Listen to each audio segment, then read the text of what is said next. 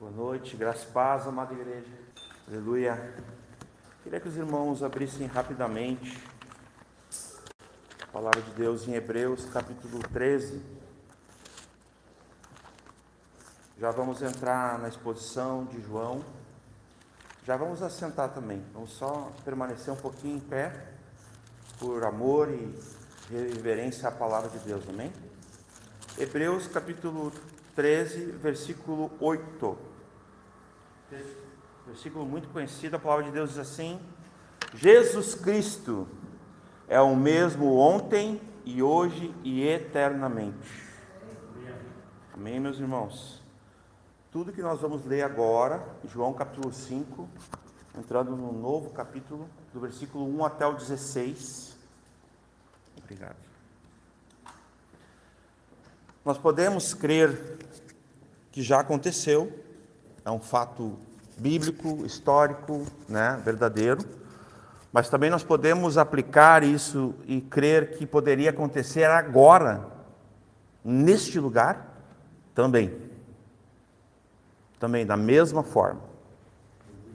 É isso que significa Hebreus capítulo 13, versículo 8, exatamente isso. Com licença, vou só tirar aqui que deu um... Assim está melhor.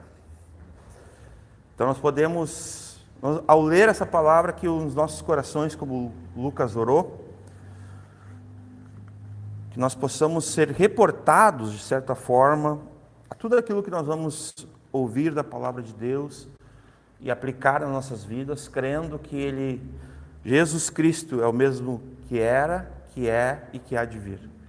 Mesmo em poder, em caráter, em ação, em atuação, em nome de Jesus. João capítulo 5, versículo 1, a palavra do Senhor diz assim: depois disto, havia uma festa entre os judeus, e Jesus subiu a Jerusalém.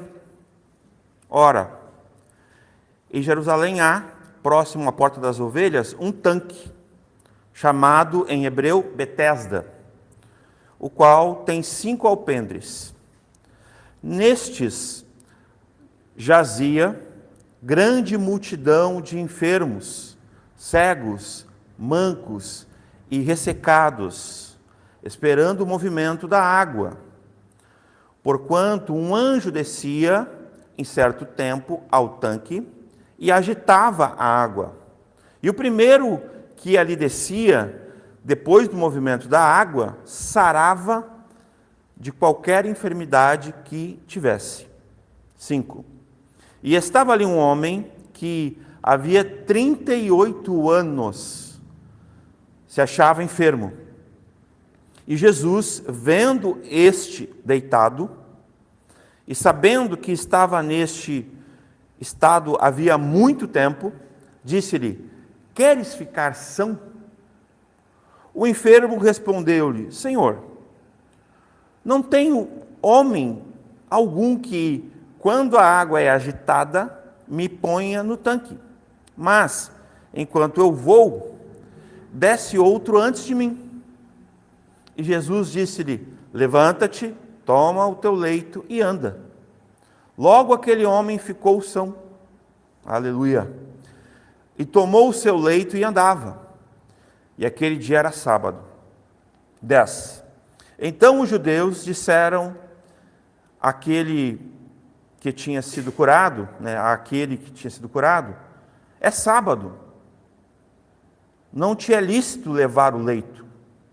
Ele respondeu-lhes: aquele que me curou, ele próprio disse: toma o teu leito e anda.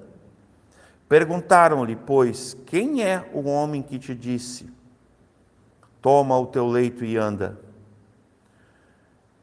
E o que fora curado não sabia quem era, que Jesus se havia retirado em razão de, naquele lugar, haver grande multidão.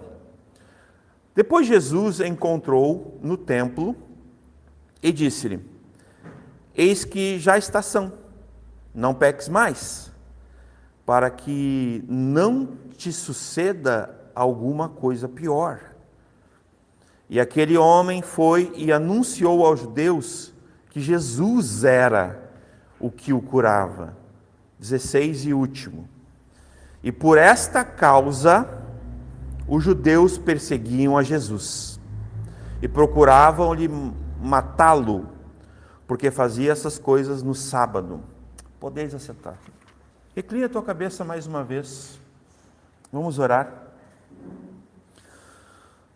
Senhor Jesus, nós estamos diante do Senhor, no seu alto e sublime trono, à destra do Pai. Nós não estávamos lá como esse homem que foi curado, como os discípulos, como as pessoas, a multidão, como os enfermos, mas nós temos de Ti fome e sede. Nós cremos em Ti. Nós temos de Ti a esperança e a fé, inclusive que nós, naquilo que precisamos ser curados, podemos ser curados nessa noite. Todos nós, sem exceção, Senhor. Ensina-nos, Pai. Aumenta-nos a fé. Aumenta-nos a nossa fé mais um pouco essa noite. Fortalece a nossa fé. Dá-nos sabedoria. E aquele que não tem, Senhor, dá sabedoria e fé, derrama sobre nós. Porque a fé é um dom de Deus, vem do alto. Não é produzida por nós. Nós oramos e agradecemos desde já, com um coração, com uma terra fértil. Em nome de Jesus. Amém, Pai. Meus irmãos, iniciamos hoje o capítulo 5 do Evangelho escrito por João, o Evangelho de Cristo, que é o poder de Deus sobre nós, em todos os aspectos, para nos curar, para nos salvar, para nos libertar, para nos edificar. O Evangelho de Cristo é o poder de Deus. Esse capítulo ele tem algumas questões que eu vou já, assim, de pronto falar. Ele é o início de fato, daquela perseguição, daquela articulação, daquela... Como é que se diz quando a trama toda para perseguir, para matar Jesus, para prender Jesus, para matá-lo. É exatamente nesse momento que começa, meus irmãos, isso. Ao ele realizar esse milagre, ele começa a ser alvo, né, dos inimigos que ali começaram a tramar, né, a conspirar a sua morte, a sua prisão, a sua morte. Né, ali nós temos esse grupo, né, dos religiosos da época, eu vou usar essa expressão, mas não é exatamente a expressão que eu queria usar. Nós somos religiosos, de certa forma, mas a nossa religião ela é pura em Cristo.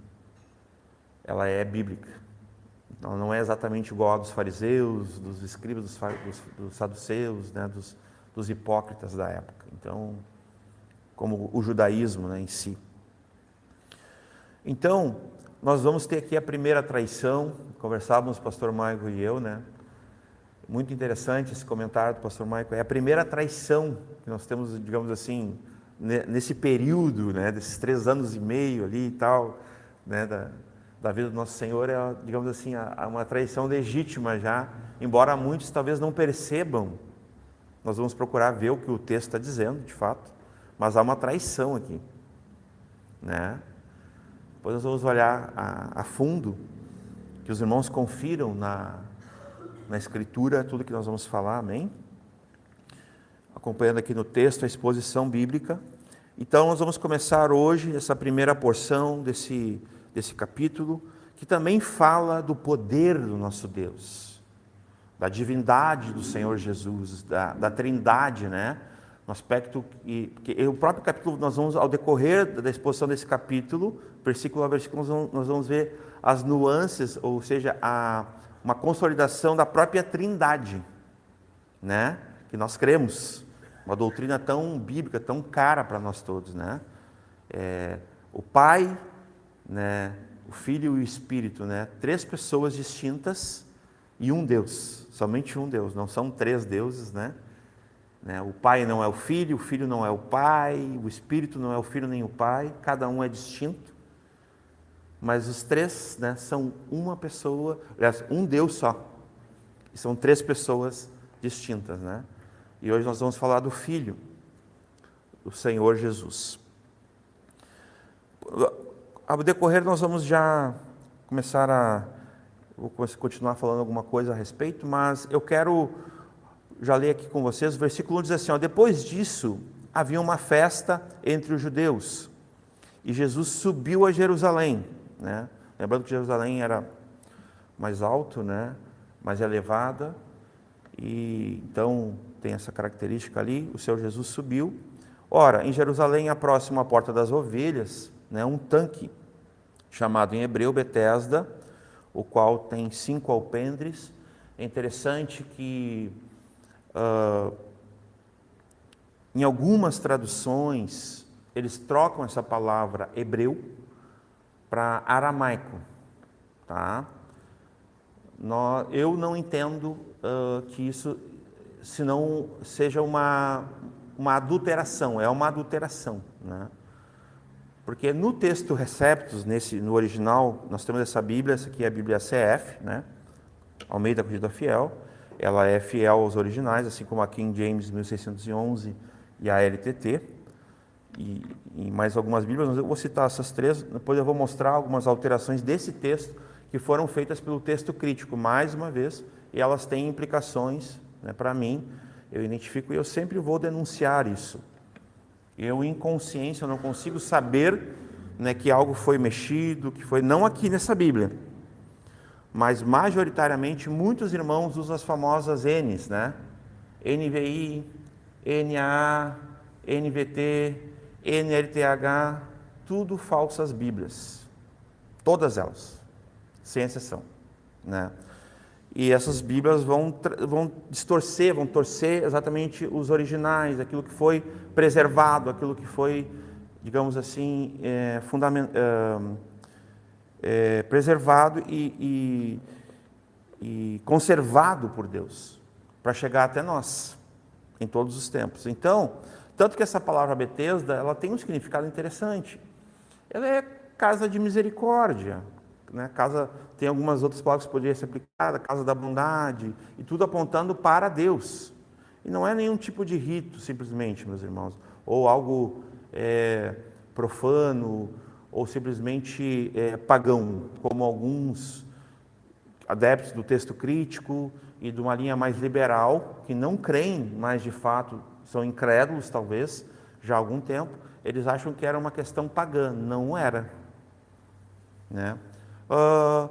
Basta a gente perceber que essa palavra em hebreu, como diz o texto, está muito claro, né?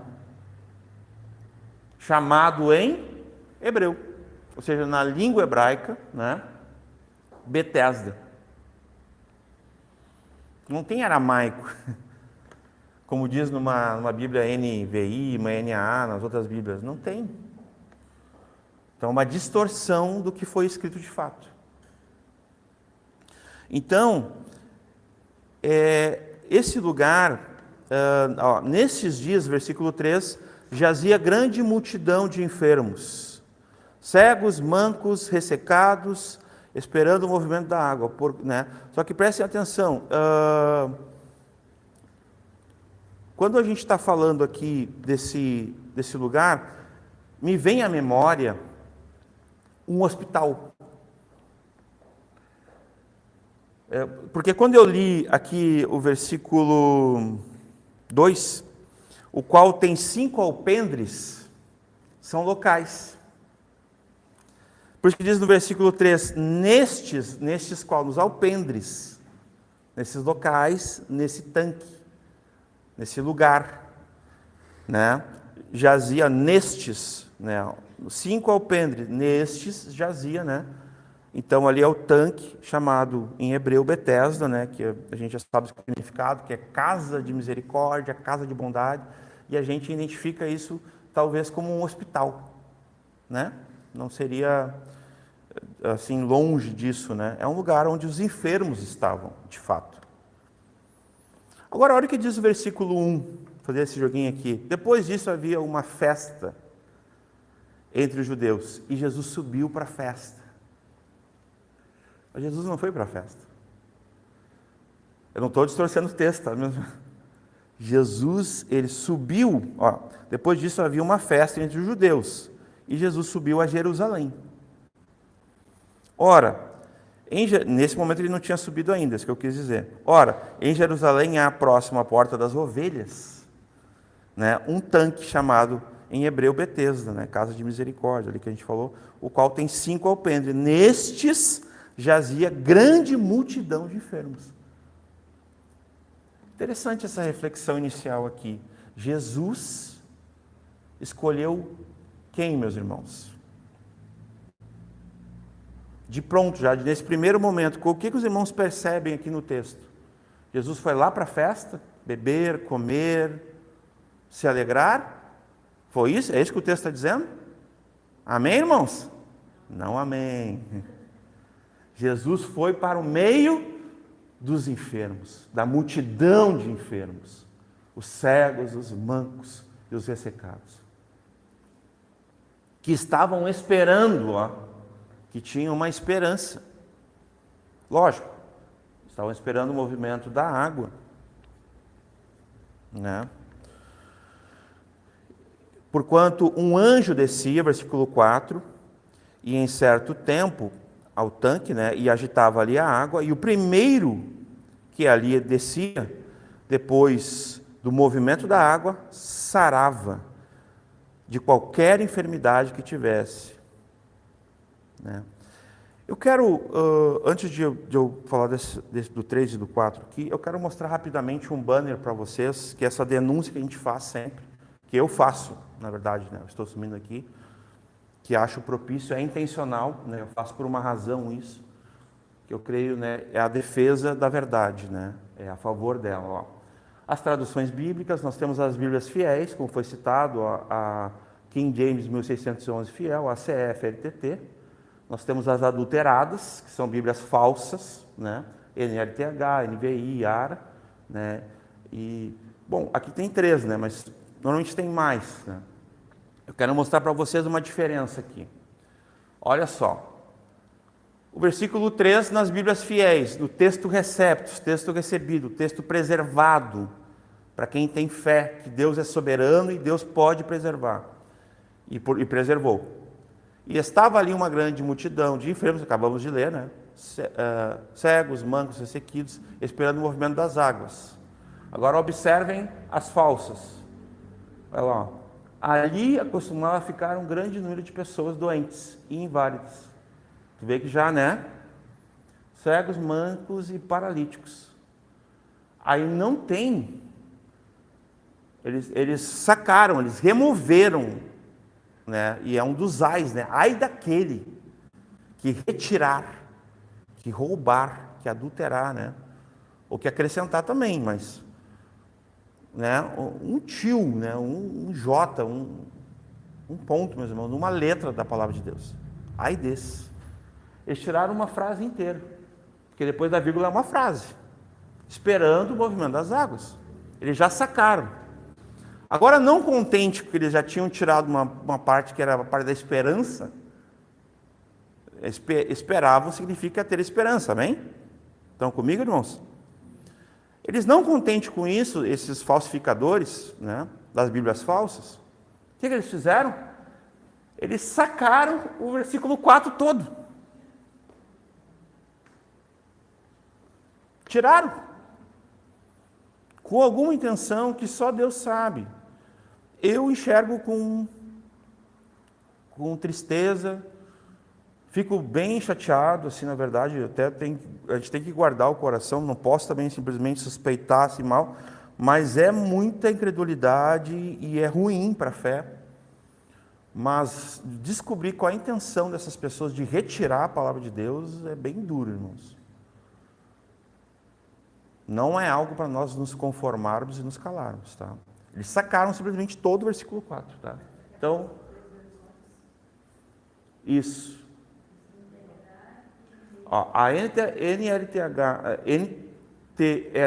NVIARA apaga completamente ou coloca entre colchetes.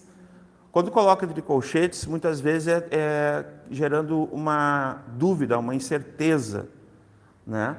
O versículo explica o motivo pela qual os enfermos esperavam naquele tanque pelo movimento das águas. Também explica no versículo 7 a presença do versículo 4, né? É indispensável para a compreensão da passagem. Então, olha, quer ver? Ó, o versículo 7, vamos ler rapidamente. O enfermo respondeu-lhe: Senhor, não tenho homem algum que, quando a água é agitada, me ponha, né, no tanque, mas enquanto eu vou, desce outro antes de mim. Aqui parece uma maratona que um paraplégico, que um aleijado, ele tem que correr. É nesse sentido. Lógico, aqui ele está murmurando, tá, irmãos? Ele já começa murmurando. Aqui é aquela questão da autocomiseração, né, da autopiedade, né? Aqui ele já está murmurando, né? Eu não cheguei aqui ainda, mas eu citei para mostrar o contraste do versículo 4 e o 7, porque se não existe o 4, o 7 comprova que ele existe, porque a Bíblia, ela prova exatamente isso, ela explica a própria Bíblia. E nós sabemos que o texto, a palavra de Deus foi preservada. Então, né? Agora, voltando aqui para o texto. Então, aí está ok. Vamos voltar aqui para a exposição. Então, nesse jazia grande multidão de enfermos, versículo 3, né? Cegos, mancos e ressecados, esperando o movimento da água. Porquanto um anjo descia, então está aqui a explicação, ele esperava o movimento da água, por quê? Porque o versículo 4 explica, porquanto um anjo descia, né, em certo tempo ao tanque e agitava a água, e o primeiro que ele descia, né, que eu falei daquela corrida, né, da maratona que um aleijado teria que correr, é aqui, ó, porque é quem chega primeiro, né, é como se tu pudesse simplesmente te curar, te salvar, é nesse sentido aqui. A gente pode aplicar isso também, tá? Já botei no meio aqui da leitura, né? O movimento da água sarava de qualquer enfermidade que tivesse. Vamos só ver uma questão aqui. Abra comigo, passa 2 folhas assim, ó, comigo, ó, até o capítulo 1. Conversávamos com o pastor Michael e eu. Vamos ler o versículo 50 e 51. João 1, versículos 50 e 51. Olha o que diz a palavra de Deus. Jesus respondeu e disse-lhe: porque te disse, vi-te debaixo da figueira, crês? Coisas maiores do que essas verás. E olha o 51, atenção. E disse-lhe: na verdade vos digo, que daqui em diante vereis o céu aberto. Agora todos juntos comigo. 1, 2, 3. E os anjos de Deus subindo e descendo sobre o Filho do Homem. Alguém tem alguma dúvida que um anjo poderia descer e agitar a água ou não? Pode ir. Jesus tinha acabado de falar no capítulo 1, meus irmãos. É o mesmo evangelho, o mesmo escritor aqui. A coerência do livro, do evangelho de João. Nós sabemos que quem cura é Deus, amém, irmãos? Nós não estamos aqui atribuindo a anjo nada que não lhe é devido. Até por o seguinte, outra coisa que eu vou falar desse capítulo 5 de João. Depois eu vou ler até, separei ali. Jesus é o Senhor do sábado, e é o Senhor dos anjos, e é o Senhor dos senhores de toda a terra. De toda a criação. Isso é suficiente para nós. Jesus não está sujeito a ninguém nesse aspecto.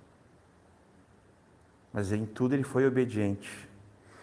Assumiu a figura humana, aprendeu a obedecer pelas coisas que sofreu, obedeceu ao Pai em tudo. Não fez sua própria vontade. O capítulo 5 vai mostrar isso mais adiante. a unidade que ele tinha com o Pai, a autoridade do Pai no envio, a obediência de Jesus.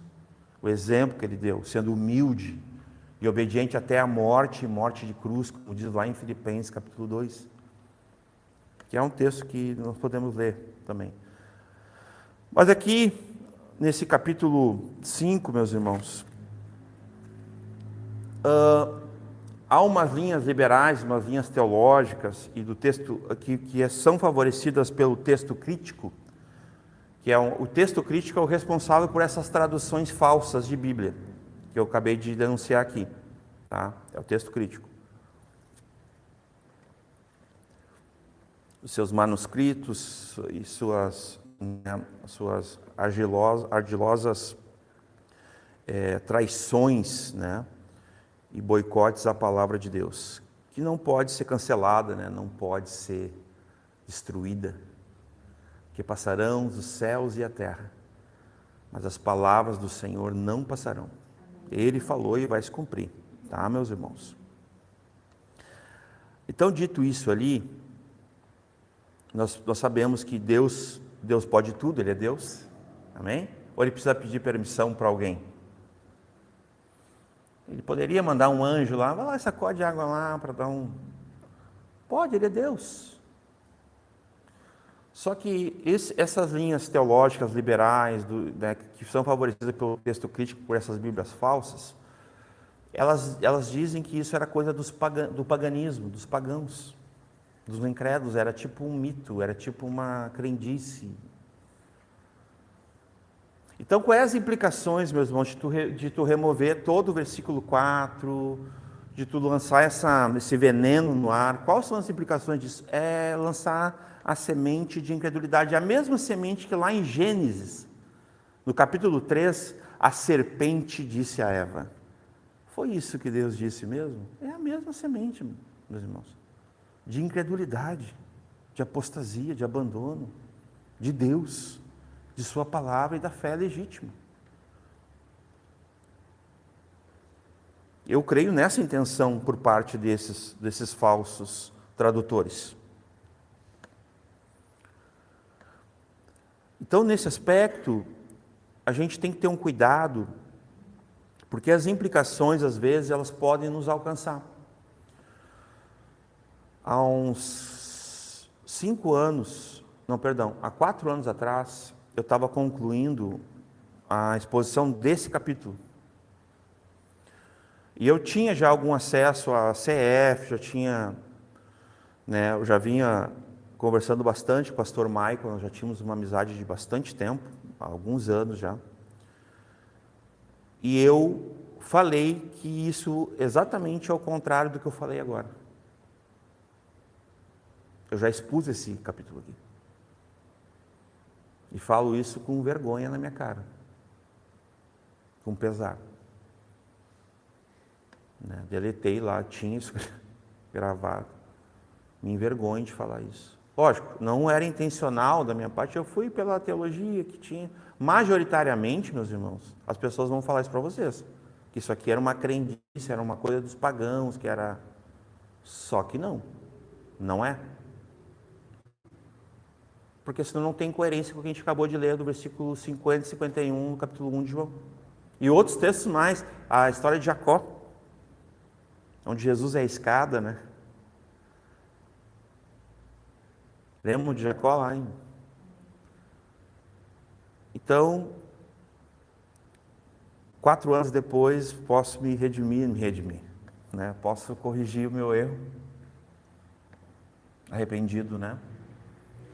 Porque nós não podemos nada contra a verdade, somente a favor dela. 2 Coríntios, capítulo 13, versículo 8. Nada podemos contra a verdade, senão a favor dela. A verdade se traduz no que está escrito na Escritura, da qual a igreja é edificada, ela é liberta pelo conhecimento de Deus, e também Jesus, né? Ele disse categoricamente: eu sou o caminho, a verdade e a vida. Ninguém vem ao Pai senão por mim. Então, vamos entrar agora no versículo 5. E estava ali um homem que havia 38 anos que se achava enfermo. Jesus, e Jesus, versículo 6, vendo este deitado, e sabendo, aqui nós podemos entender, esse sabendo aqui, a onisciência, a divindade de Jesus. No final do capítulo 2, a gente falou do final do capítulo 1, No final do capítulo 2 está escrito assim, no versículo 24 e 25. Mas o mesmo Jesus não confiava neles porque a todos conhecia e não necessitava de que alguém testificasse do homem, porque ele bem sabia o que havia no homem. Então, nós lemos hoje o Salmo, Lucas leu no início do culto, o Salmo 139. A luz e as trevas são a mesma coisa. Deus, ele vê, tudo vê. Nada pode ser oculto a ele. E, inclusive, ele vai dizer, na pessoa do seu Jesus, ele vai dizer o quê? Não há nada que esteja em oculto diante dos homens que não venha a ser posto à luz, não venha a ser revelado, não venha a ser exposto. Tanto aquilo que é o pecado, a vida oculta, o pecado oculto, aquela vida escondida que muitos nutrem, quanto outras coisas mais. Tanto para mal quanto para bem. Às vezes é para bem mesmo. De forma geral, o fato de uma pessoa ser exposta, normalmente, assim, pelo menos na experiência que eu tive, a pessoa pode ter a oportunidade de se arrepender, de crer, voltar a crer, se arrepender e fazer o caminho de volta, se converter dos maus caminhos, se arrepender dos pecados e retomar uma vida daí na luz. Como diz em 1 João, porque se andarmos na luz, como Ele está na luz, mantemos comunhão. E o sangue de Jesus nos purifica de todo pecado. Então, nesse sentido, nada fica oculto aos olhos do Senhor. Então, sabendo, que é o Deus onisciente, E sabendo que estava neste estado havia muito tempo, Jesus não conhecia ele, meus irmãos, nesse aspecto assim de andar, no sentido de, não estou contradizendo o que eu disse recém, estou dizendo assim, ele não ficava passando ali, ele não passou 30, Jesus nem como homem, 100% homem, ele não viveu 38 anos. Então ele não tinha todos esses 38 anos de conhecimento passando. Talvez esse homem ele era até uma referência, sabia? Lá em Porto Alegre eu trabalhava no centro de Porto Alegre e tinha uma senhora que ela ficou anos e anos no mesmo lugar e as pessoas diziam assim, sabe onde tem aquela senhora que ela fica na porta do banco? Ela já era uma referência no centro de Porto Alegre. Então esse homem podia ser uma referência ali na porta das ovelhas, me ocorreu isso agora. Mas nesse sentido, esse homem estava ali há quanto? Há 38 anos. Quem aqui tem 38 anos para cima, levanta a mão. Pode levantar a mão, eu já levantei a minha. Entendeu? É tempo, é uma vida, gente. É uma galera de tempo. São muitos anos, 38 anos. Então, por isso ali, muito tempo. Jesus sabendo dos 38 anos e o que aconteceu antes. Como foi lido antes, hoje, no ventre, antes do ventre, antes da concepção. Os dias já tinham sido escritos, todos os dias. Amém? Salmo 139. E Jesus vem e faz uma pergunta. Meus irmãos, uma hora o pastor Michael, nós vamos ter algum irmão que nós vamos ter que falar sobre as perguntas de Deus. Isso é incrível. De Gênesis a Apocalipse. Lógico, nós já lemos, já falamos em algumas. O pastor Michael já falou, eu já falei. Mas uma hora a gente se deter só em perguntas que Deus fez, ou na pessoa de Jesus ali também, ao longo de toda a Escritura. Deve ser algo incrível, assim. Porque as perguntas são incríveis, são maravilhosas, elas são aquilo que a gente precisa. Porque a resposta dessas perguntas é o que a gente precisa. Na sua maioria. Uma das primeiras. Ela foi bem negativa, né? Foi isso que Deus disse mesmo? Da serpente, né? Na verdade é mais uma afirmação, mas é uma pergunta ali. Enganosa, né? Do diabo. Mas logo depois, quando Deus pergunta: onde estás, Adão? Uma das primeiras perguntas da humanidade. Adão, onde tu estava? Onde tu foi? O que aconteceu? É nesse sentido. E é porque Deus não sabe? Não, meus irmãos, Deus sabe, sabendo. É interessante porque o texto diz, né? Olha aqui comigo aqui. Sabendo que estava nesse estado havia muito tempo, disse-lhe, faz uma pergunta. Entenderam o paradoxo? Queres ficar são? E aí, meus irmãos,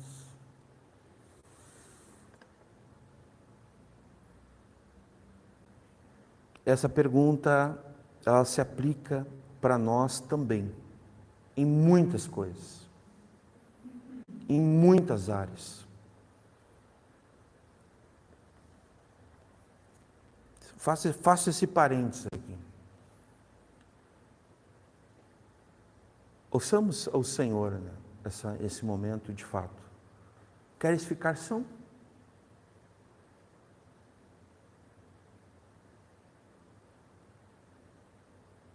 Momento de nós refletirmos. Eu quero ficar são? Naquilo que eu preciso ser curado? Ser liberto? Que eu preciso ficar são? Eu quero? Porque essa é a pergunta. Queres? Lembram? Quem quiser? Lembram dessa afirmação? Quem quiser? Quem quiser vir? Entender? Quem quiser vir após mim, a si mesmo, se negue.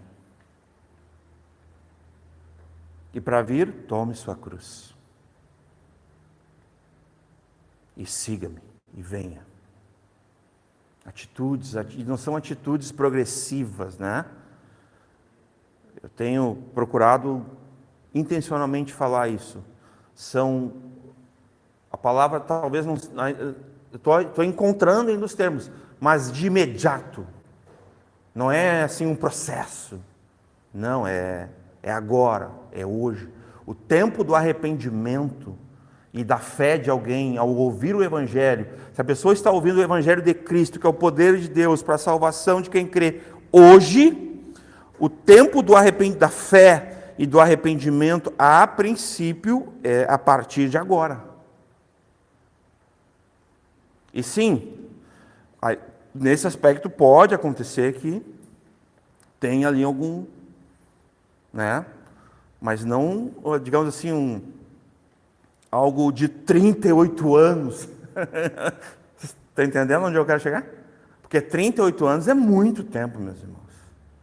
Para te ficar num estado de pecado, porque nós estamos falando disso.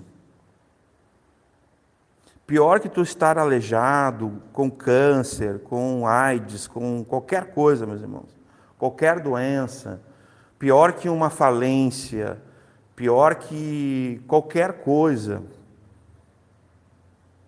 é o que o pecado pode fazer contigo. Porque o pecado pode te separar de Deus.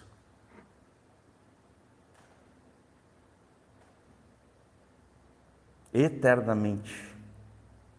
Não é por um momento. Eternamente. Mas que bom que Jesus venceu o pecado. Ele venceu. Venceu a morte. Poderoso é Jesus. Maravilhoso é Jesus, puro, santo, remidor, resgatador, salvador. Ele venceu o pecado.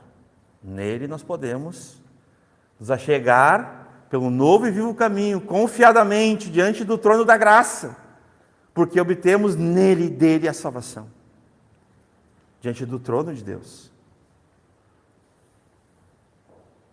O texto começa com essa pergunta também, mas aqui começa, digamos assim, uma parte mais profunda do texto.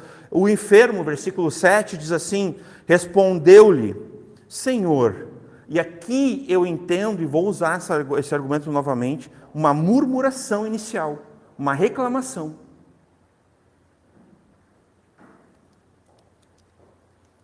Não tenho homem algum que, quando a água é agitada, me ponha no tanque, mas enquanto eu vou, desce outro antes de mim. Deixa eu fazer uma pergunta aqui. Uma pergunta direta. Queres ficar são? Qual é uma resposta direta? Pois é, vocês viram o tamanho da resposta dele, e não é uma resposta. É uma reclamação, é uma murmuração. Não é uma resposta objetiva, intencional, de quem estava esperando, de quem estava buscando de Deus a salvação ou a cura. Eu não encontrei essa resposta aqui, que nós acabamos de dizer, porque eu diria, quero, sim, amém? Eu não encontrei nas palavras dele. Se alguém encontrou, me mostra aqui. Aí era só, daí no 8, Jesus era demais, né? Jesus era maravilhoso. Olha, Jesus disse-lhe, levanta-te, toma o teu leito e anda. Jesus ajudou ele, tipo assim, ele não entrou naquelas... Quer ver uma coisa, meus irmãos? Abra comigo assim, ó, 1 Coríntios 15, 27, só para nós deixar claro a minha intenção de falar de murmuração. Olha só o que diz esse texto. Porque todas as coisas, 1 Coríntios, não, perdão que eu dei o texto errado, mas é Coríntios. Dá só um segundo aqui.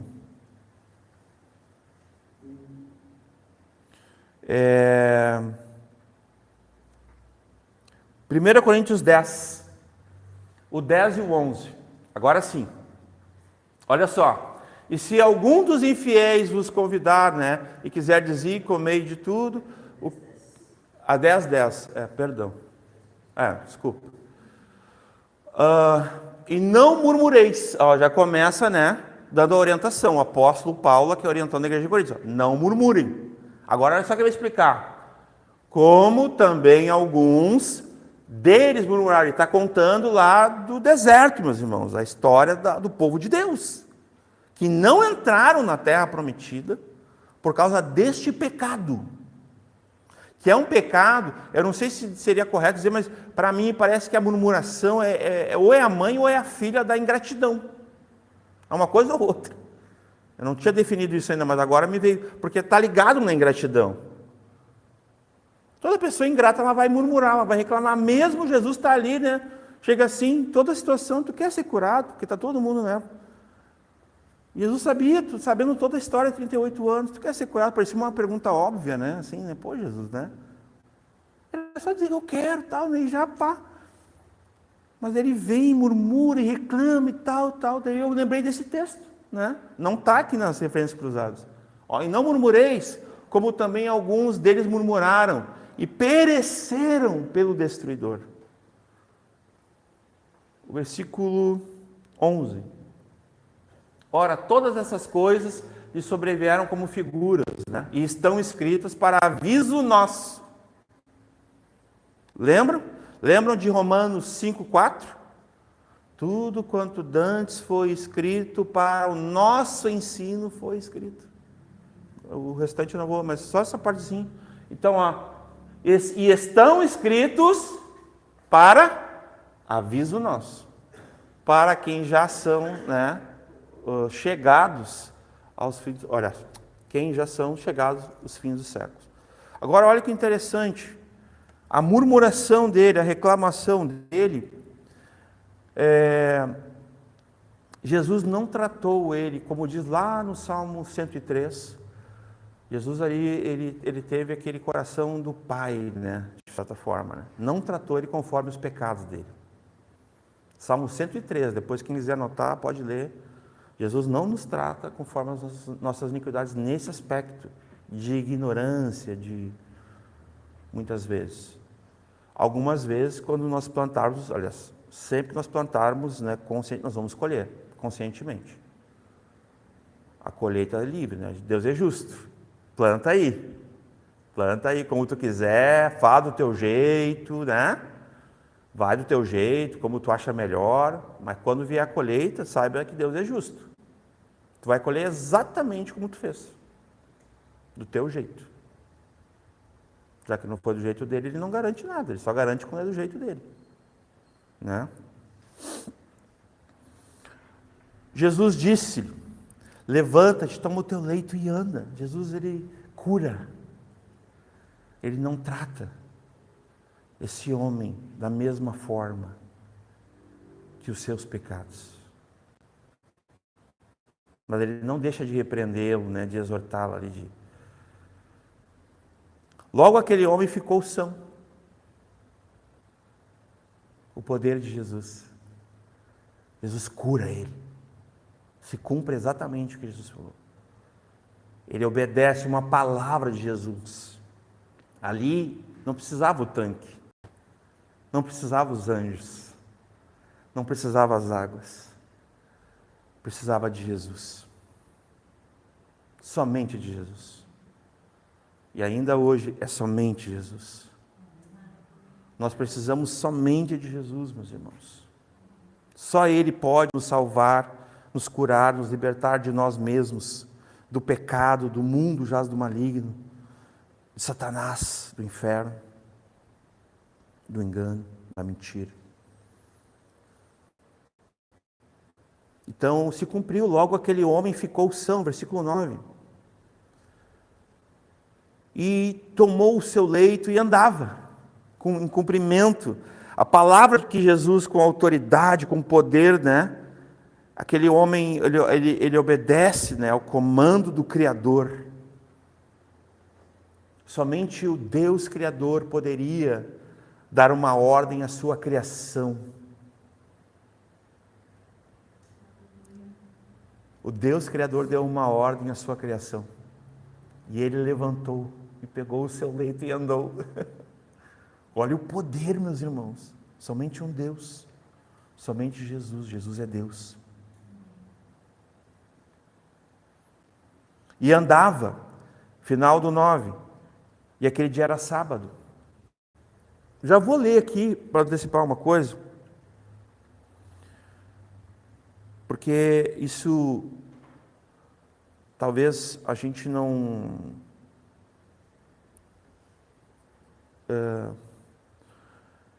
Eu entendo essa questão de muitas pessoas entenderem o sábado é um mandamento, é um dia de descanso, mas Jesus, ele substituiu isso, ele se tornou o nosso descanso. Ele sempre foi, na verdade.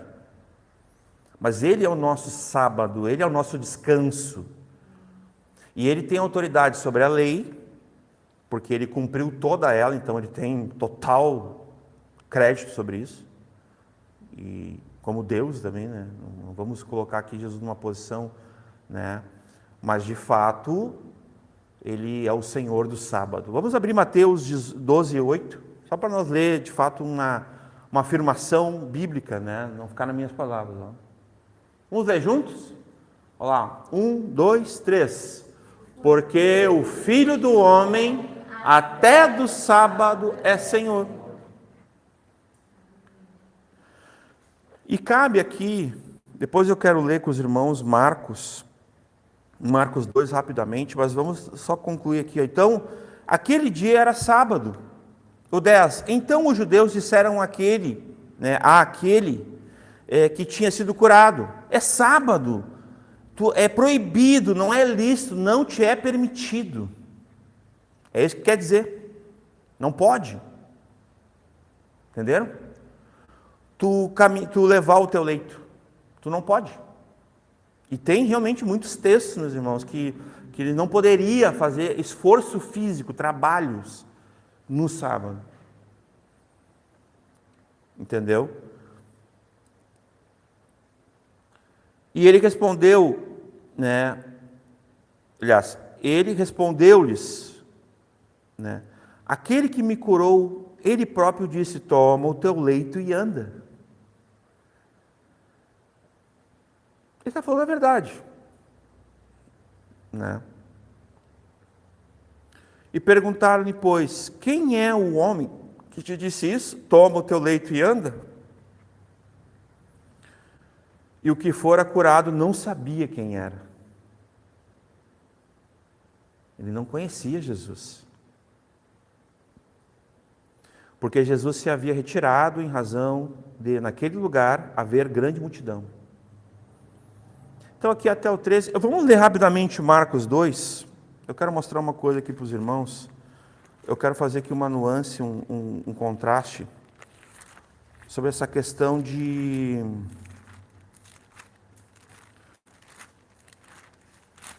desse entendimento ali, ó. O 2, o 11 aqui.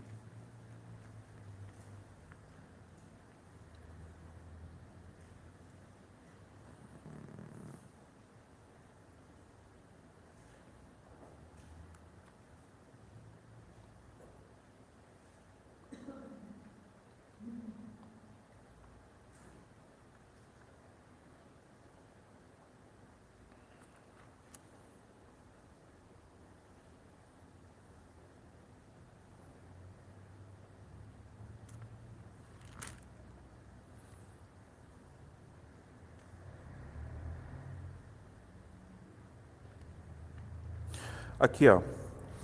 A partir do versículo... Eu estou procurando aqui. Esse texto aqui que fala que era sábado, tu lembra? Não sei se eu anotei. É na sequência, né?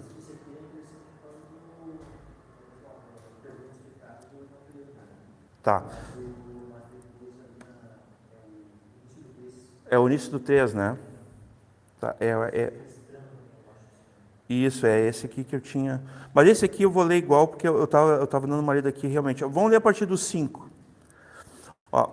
E Jesus, vendo a fé deles, disse ao paralítico: filho, perdoados estão os teus pecados.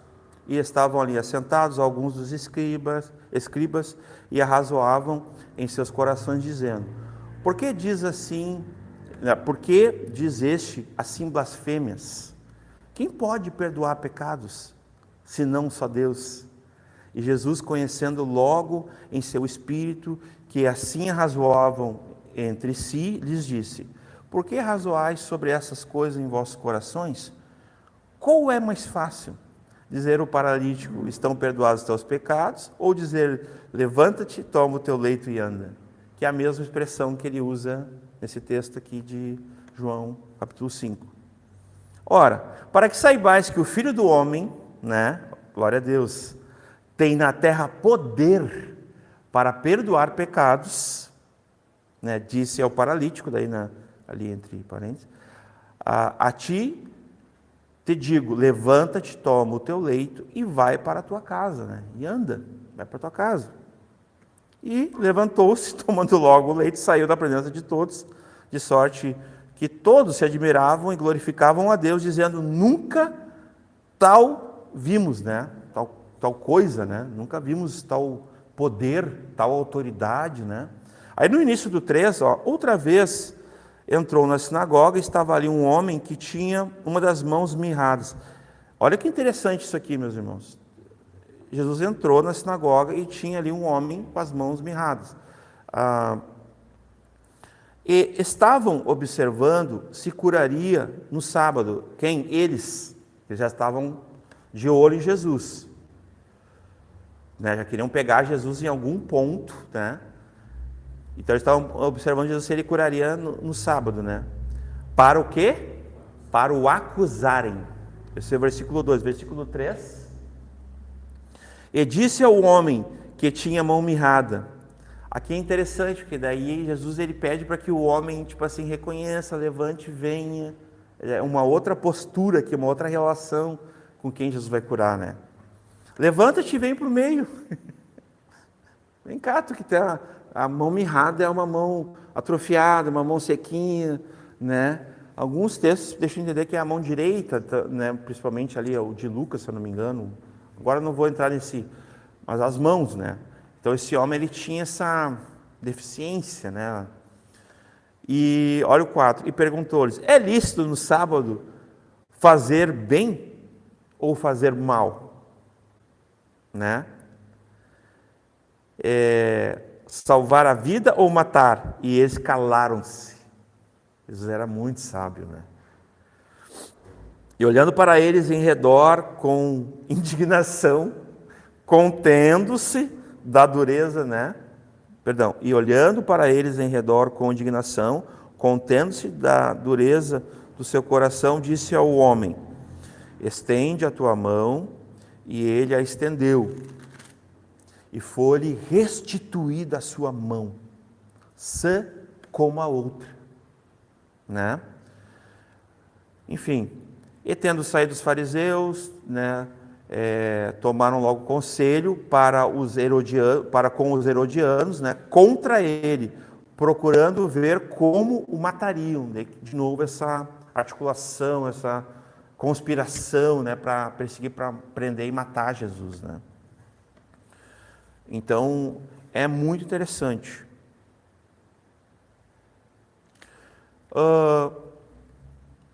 Jesus é o Senhor do sábado, assim como Jesus é o Senhor dos anjos. Então a gente não precisa ter o problema ali com os anjos que desciam, né, amando de Deus. A gente não precisa ter problema com o sábado que Jesus operou. Jesus não transgrediu, ele cumpriu a lei. Lembram quando ele dá o exemplo de Davi? Quando eles comem os pães, né, Davi e os homens dele? Ele falou: vocês não entenderam o que seria. Imagina o Senhor, quem criou, o dono do sábado, né? O nosso próprio descanso, né? Nosso próprio sábado, né?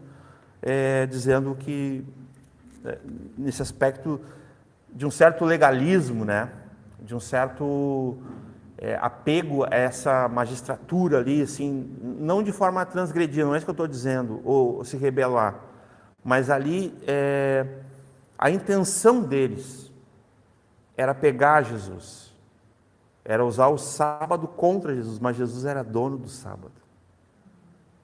Ele sabia como trazer o descanso.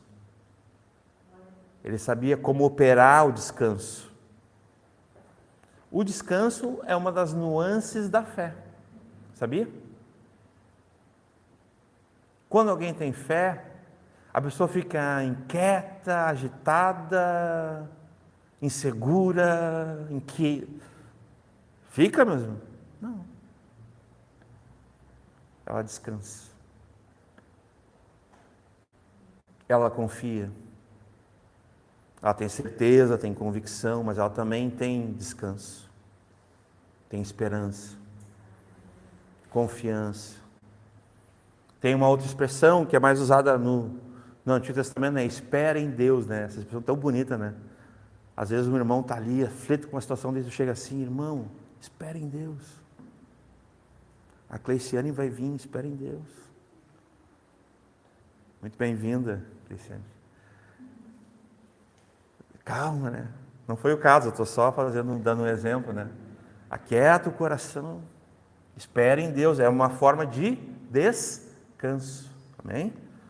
São nuances da fé, porque quem tem fé descansa. Normalmente quem tem fé, meus irmãos, e anda por fé, não por vistas, é entendido como louco. Muitas vezes, sabia? Porque a conta não fecha. Em várias situações financeiras, várias situações assim, tu vai olhar, não fecha a conta.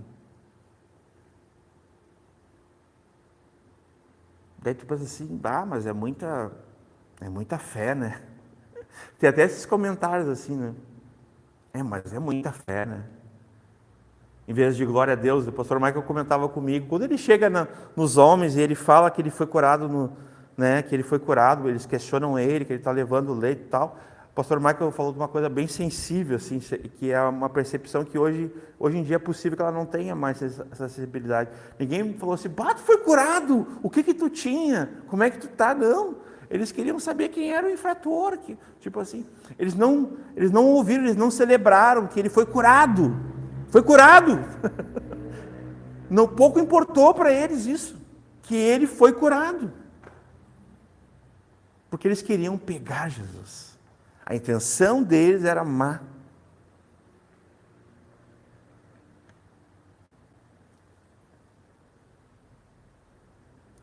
Lá em Lucas 17, né? Nós temos no Lucas 17, versículo 11. Eu quero vou começar aqui a falar de uma questão que é a gratidão, porque eu não quero só mostrar essa parte da murmuração, da ingratidão. Eu quero mostrar que tem um outro lado. Olha, aconteceu que indo ele a Jerusalém, passou pelo meio de Samaria e da Galileia, 12, nós vamos até o 19. E entrando numa certa aldeia, saíram-lhe ao encontro 10 homens leprosos, os quais pararam de longe. E levantaram a voz, dizendo, Jesus, mestre, tem misericórdia de nós. Lembra lá daquele, Jesus, filho de Davi, em meio à multidão, tem misericórdia de mim. Ele reconheceu quem era Jesus diante de uma multidão. A descendência real de um rei, um príncipe. O Bartimeu, enfim, tem tantas... Jesus, filho de Davi, tem misericórdia de mim. Outra vez Jesus estava no meio da multidão, a mulher de 12 anos, né, acometida do fluxo de sangue, ela toca nas orlas, nas vestes do Senhor, né, e é curada. E ele para, opa, quem me tocou? Daí eu, Senhor, como assim, quem te tocou? Da multidão aqui. De mim saiu virtude, saiu poder. Lembram? Queres ser curado? Queres ficar são? E vendo-os, disse-lhes, ide mostrai-vos aos sacerdotes. Opa, nós damos um pulo aqui, eu acho, não? Isso, 13. E levantaram a voz, dizendo, Jesus, mestre, tem misericórdia de nós. E ele, vendo-os, disse-lhes, ide e mostrai-vos aos sacerdotes. Tipo assim já, né?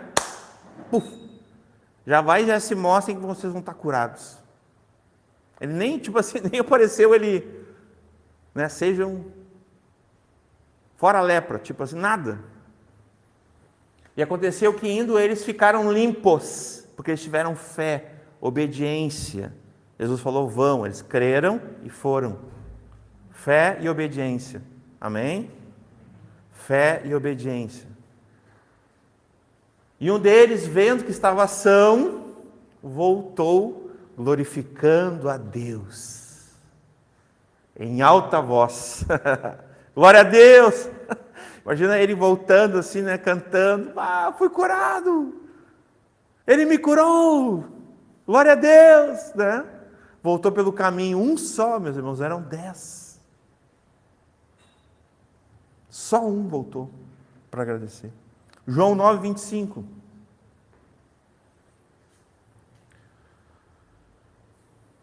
Respondeu ele, pois, disse, se é pecador, não sei. Mas uma coisa sei, é que, havendo eu sido cego, agora vejo. Aquele cego que o Senhor curou, que o Senhor salvou. Porque esse aqui foi salvo. Já saiu testemunhando, nos falávamos isso. É uma marca, uma evidência de quem é salvo. Ele não ficou em si, falando, olha, vocês estão falando, não importa, eu era cego, agora eu vejo. Eu era perdido, agora eu fui achado. É nesse sentido. Ele tem gratidão.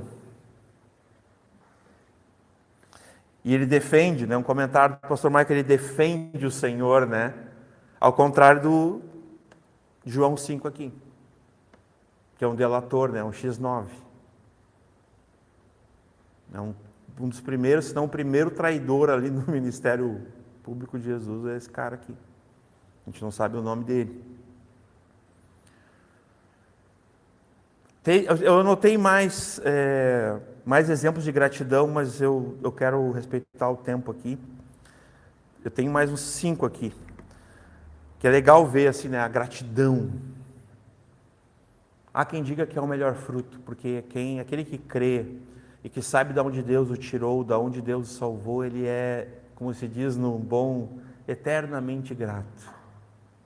Ele sempre vai ser grato, porque ele sabe quem ele era, de onde Deus tirou ele, do que Deus salvou, do que Deus o curou. Amém? Essa expressão, então, né, eu vou ler aqui, ó.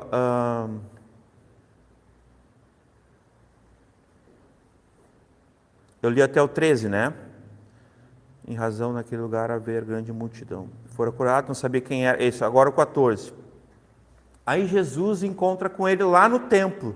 Então ele não estava no templo. Lembra que eu falei? Ele não foi lá até a festa e não estava no templo. Ele foi até o tanque de Betesda, que era o lugar que estava lá os enfermos.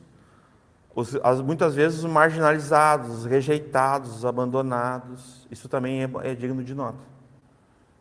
Ele não escolheu a festa ou os religiosos, não. Ele escolheu, né, muitas vezes aquele que a gente não escolhe, né?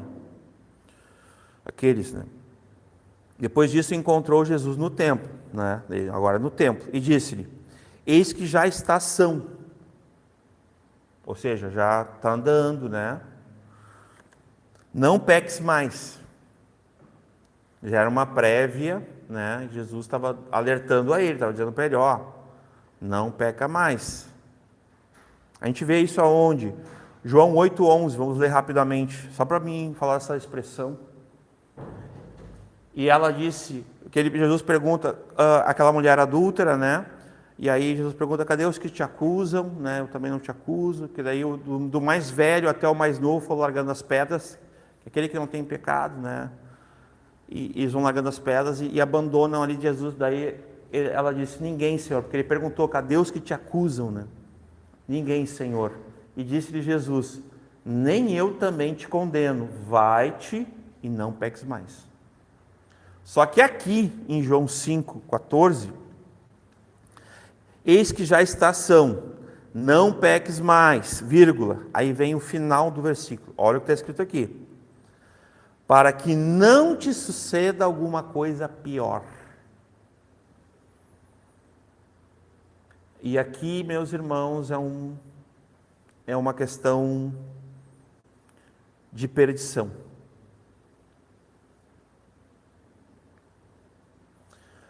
É possível, e eu penso assim também, ouvi o pastor Michael, que esse homem tenha incorrido nisso aqui. Pela intenção do texto, pelo que ele fez, porque ele denunciou Jesus. Onde é que a gente vê isso? Quer ver? Ó? No 15. Vamos ler com o 15 atentamente, vamos lá. Ó. E aquele homem, que daí ele, agora quando Jesus encontra ele no templo, Jesus ele fala com ele reconhece Jesus. Ah, foi esse que me curou, foi esse que falou comigo, ele é Jesus e tal, agora eu sei quem ele é. Aí é o que ele faz, ó. E aquele homem foi e anunciou, ou seja, denunciou, foi lá contar o quê? Aos judeus que Jesus era o que o curou.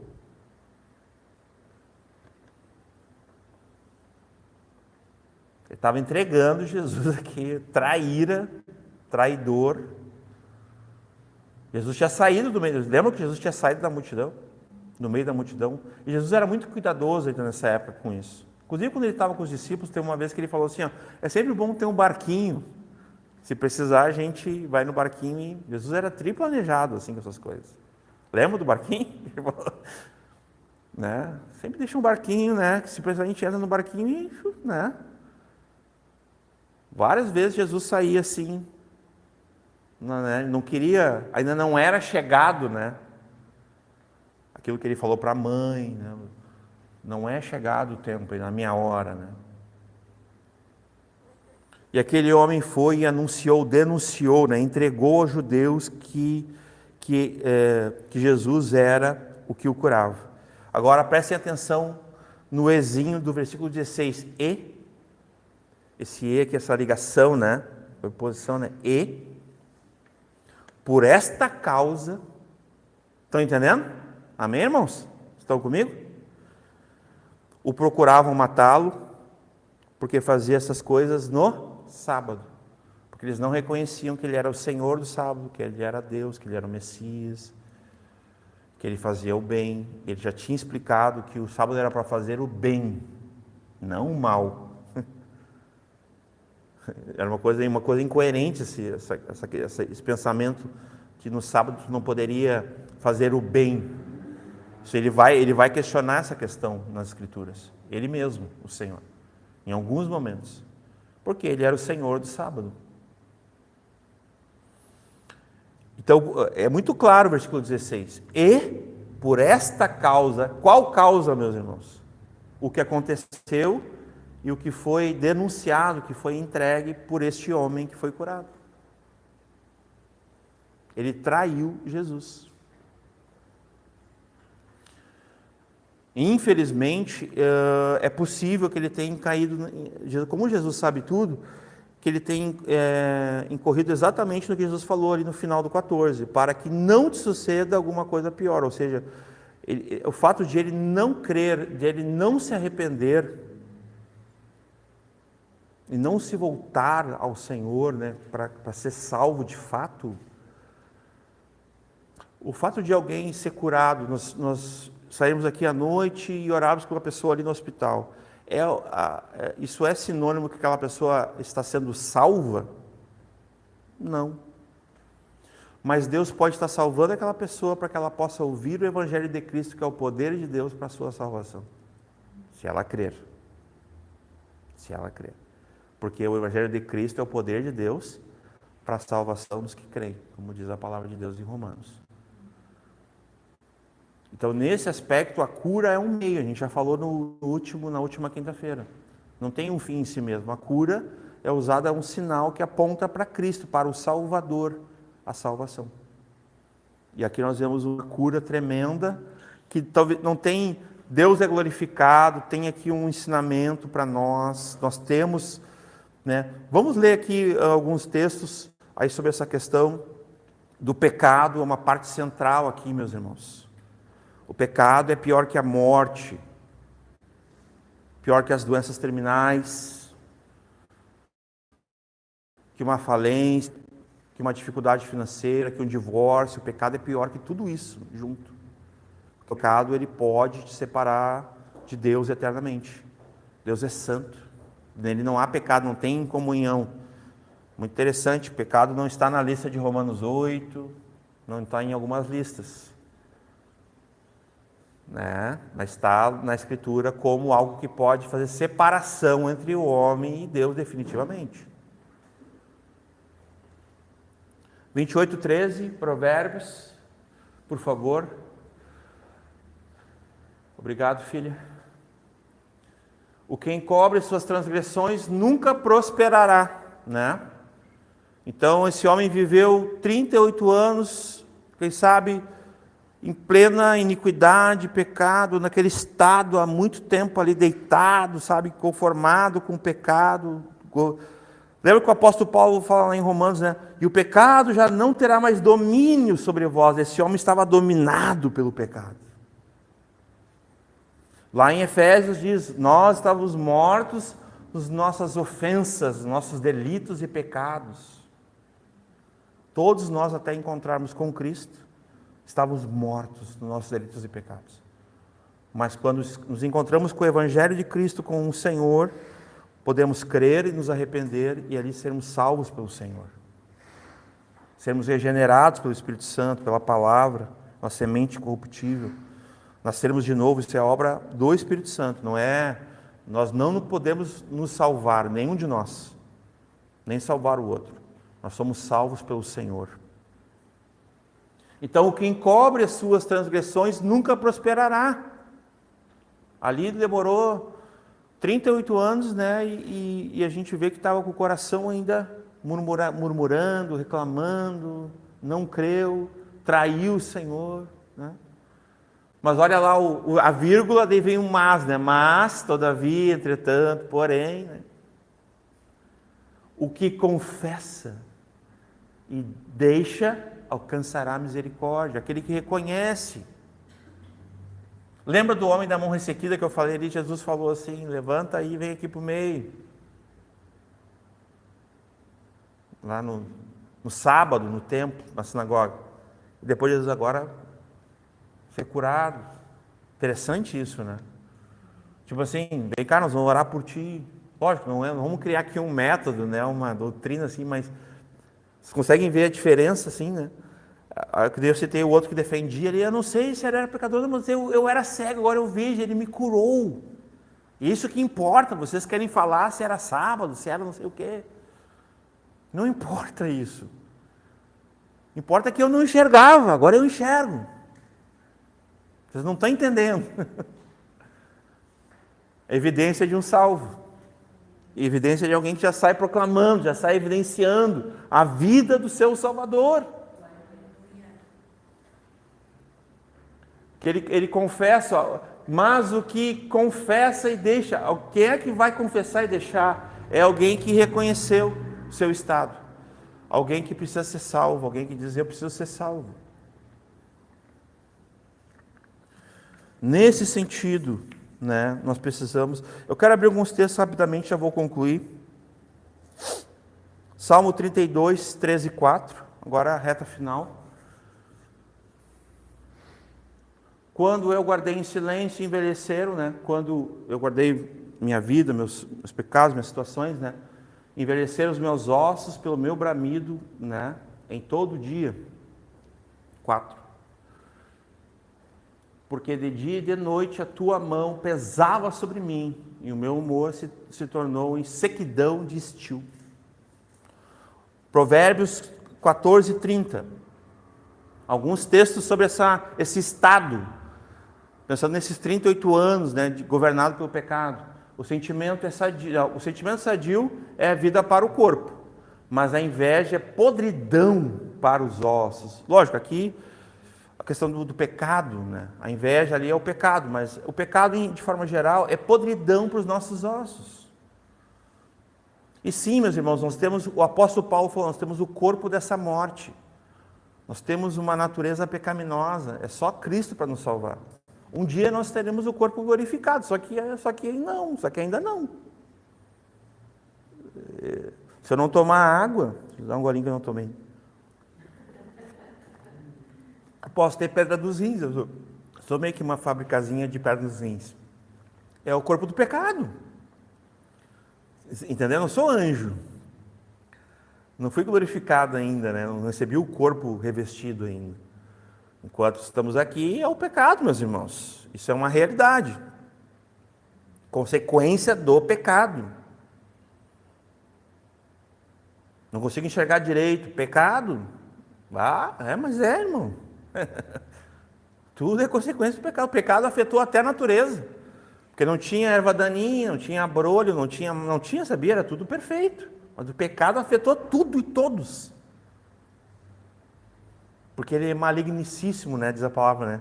O pecado é maligno, nos afasta de Deus. Vamos ler outro. 17, 22, Provérbios 17, 22, Duda, por favor. Obrigado. O coração alegre é como o bom remédio, mas o espírito abatido seca até os ossos, né? O abatimento, nesse aspecto, a gente pode olhar da forma negativa daquele que sucumbe à sua natureza. E não se alegra, por exemplo, o que a Bíblia diz, né? Que a alegria do Senhor é a nossa força é, né? Interessante, né? E quando Davi peca, ele fala assim, Senhor, restitui-me a alegria da salvação.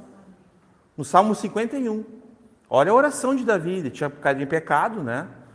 Daí aquela oração tremenda, ele vai falar, Senhor, restitui-me, né? A alegria da salvação. Então completamente, é o contraste. Isso aqui é um contraste, é um versículo que ele dá. O coração alegre é como um bom remédio. Daí vem o contraste. Mas o espírito abatido seca até os ossos. Salmo 38, 3.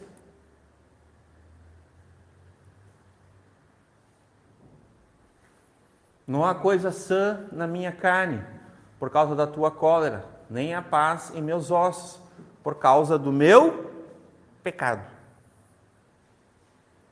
Então, não sou eu que estou aqui fazendo, é a palavra que está dizendo para nós, meus irmãos. O nosso pecado precisa ser reconhecido por nós, precisa ser combatido por nós, a gente precisa confessá-lo a Deus. E em alguns casos, se precisar, a gente pode confessar, né, uns aos outros também. Mas é a Deus em primeiro lugar, Ele é fiel e justo para nos perdoar, para tratar com a gente. Ele perdoa pecados, de fato, né? Mas essa situação do pecado, ela tem que estar clara para nós. É o corpo dessa morte, entendeu? Então, Jesus, ele viu esse homem.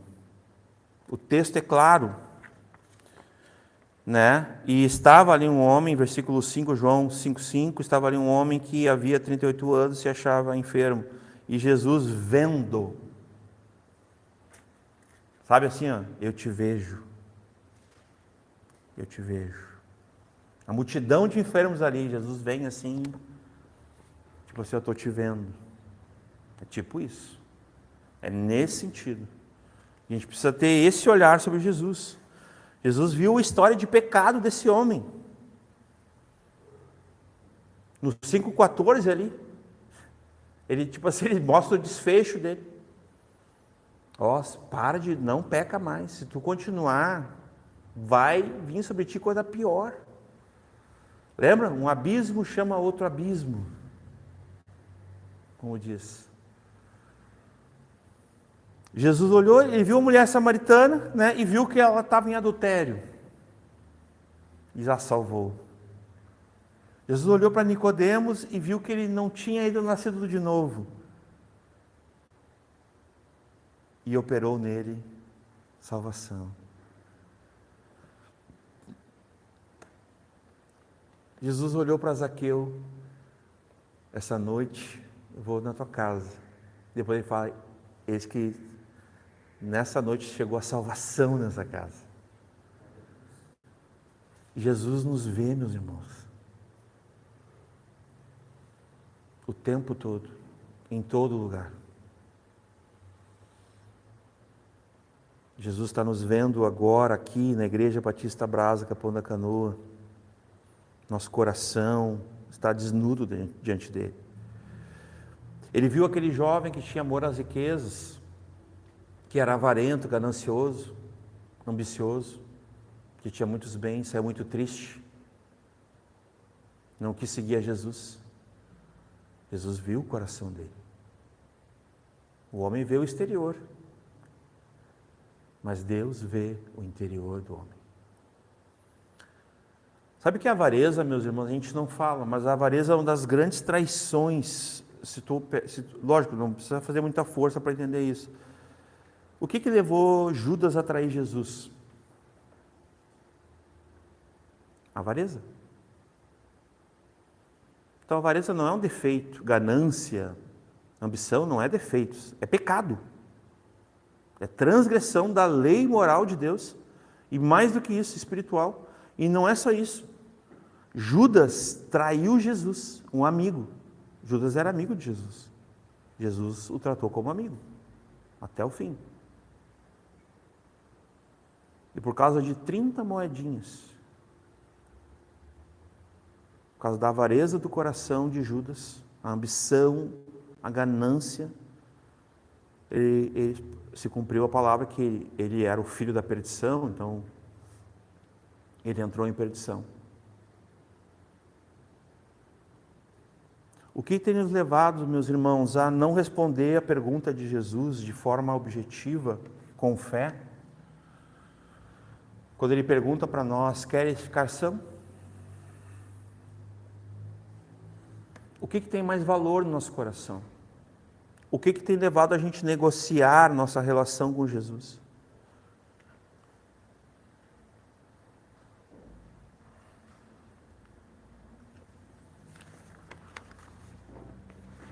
Concluo aqui, mas eu quero lembrar de um último personagem na Escritura, que muito pouco é falado sobre ele, mas a gente tem começado a falar porque é muita riqueza. Tem gente que acha que não dá para fazer teologia em cima do acontecimento com ele, que é o ladrão da cruz, aliás, dos dois, né? Mas aquele que no coração dele, Jesus viu ele crendo e se arrependendo. Aquele ladrão que Jesus falou, hoje mesmo estarás comigo. Jesus viu no coração daquele ladrão da cruz fé e arrependimento, que é a resposta que nós devemos ter diante da Escritura. Que a gente não leve muito tempo, meus irmãos, 38 anos ali, nem 38 dias, para que a gente possa crer, levantar e andar, nos movermos, por fé e obediência a Jesus, por ouvir a voz dele. Que a gente não leve tempo, meus irmãos, para crer e se arrepender, para alcançar a misericórdia diária que a gente precisa todo dia. A bondade e a misericórdia nos perseguem. Aí, quando elas nos alcançam, será que naquele momento a gente está crendo e está disposto a se arrepender dos pecados, dos nossos erros, a confessá-los, a abandoná-los? A gente está disposto a obedecer a Deus? Porque a bondade e a misericórdia todos os dias nos perseguem. Esse é o nosso Deus. É um amor que nos atrai, um amor eterno. Que o Senhor não fique esperando a resposta certa, ou nos observando tanto tempo, a gente governado pelo pecado, obstinados muitas vezes, perdidos em nós mesmos, ou anestesiados, paralisados pelo domínio do pecado, talvez. Lembre que a Bíblia fala, e o pecado já não terá mais governo, domínio sobre vós. Jesus venceu, meus irmãos. E não há tentação que não seja humana, e não há escape que não seja divino, para que a gente possa nele. E nele não há condenação, há salvação. Então, eu tentei compartilhar o que a gente percebeu, a gente não consegue exaurir, esgotar o que está nessa porção no texto, tem tanta coisa ali que a gente não quis entrar em, mas eu queria só deixar para nós isso, essa pergunta, das perguntas de Deus, começar a prestar atenção, que tipo de resposta, lógico, nós vamos ver na própria Escritura, não estou dizendo, mas nós, na aplicação, qual é a resposta que eu posso dar se Jesus agora, nesse momento, está perguntando para mim, o Senhor, meu Salvador, o autor e consumador da minha fé, da minha vida também, o autor da vida, o Criador, queres ficar são? Nós queremos? Amém? Glória a Deus.